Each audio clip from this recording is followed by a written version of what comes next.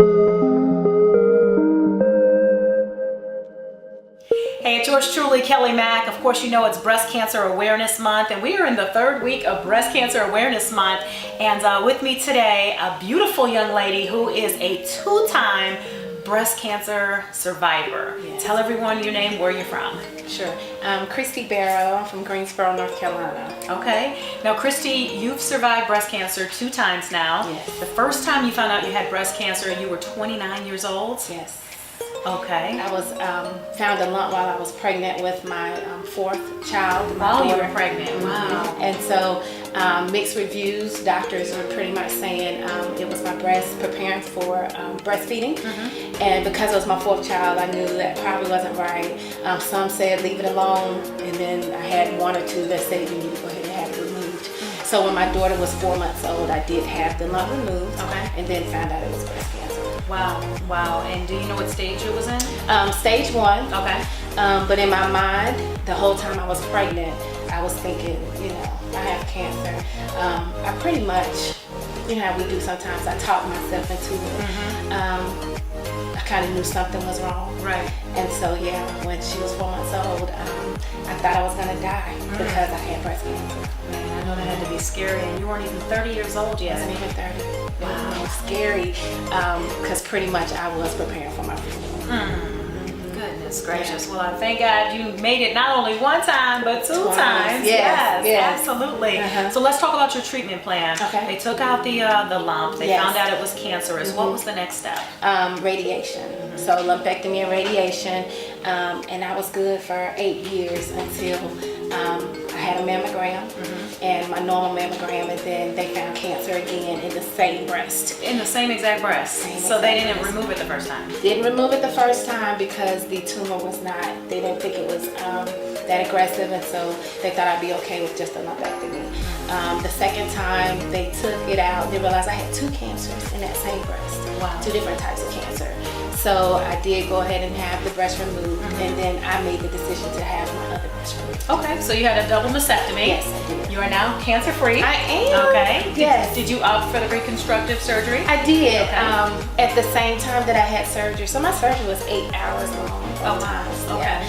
So I think now, I'm so thankful that now I can share my story with others and let them know to do research. Yes. I had surgery so fast. I was diagnosed again October 3rd, in surgery October 31st. Wow. And so I didn't have a lot of time to do the research. And now I have back pain because I removed my back muscle to make new breast. Oh, wow. And so I just was quickly thinking I cannot wake up without a breast. Okay. Now I wish I would have just taken a little bit more time. Right. So a now little bit more research. a little bit more research, but now I want to share my story with others so they'll know it doesn't mean death, and that you can live again. Yes. And then do your research so you can know what's best for you. Absolutely, absolutely. 2-time breast cancer survivor, age 28? 29. 29. And then again at 37. Then again at 37, Yeah. and you are now 43 and cancer-free. Yes. I like that. 43 and cancer-free. I like that too. So a little birdie told me you also have a nonprofit organization. I do. Okay. It's called Living Pink.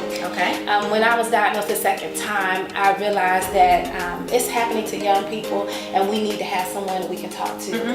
I like to mentor newly diagnosed patients that are going through it, and also give back to them. So I do a scholarship for children of breast cancer survivors that are going to college. I also help out with small bills that they may need, gas cards, anything that they may need. I try to help, and that's in the Triad area. Okay.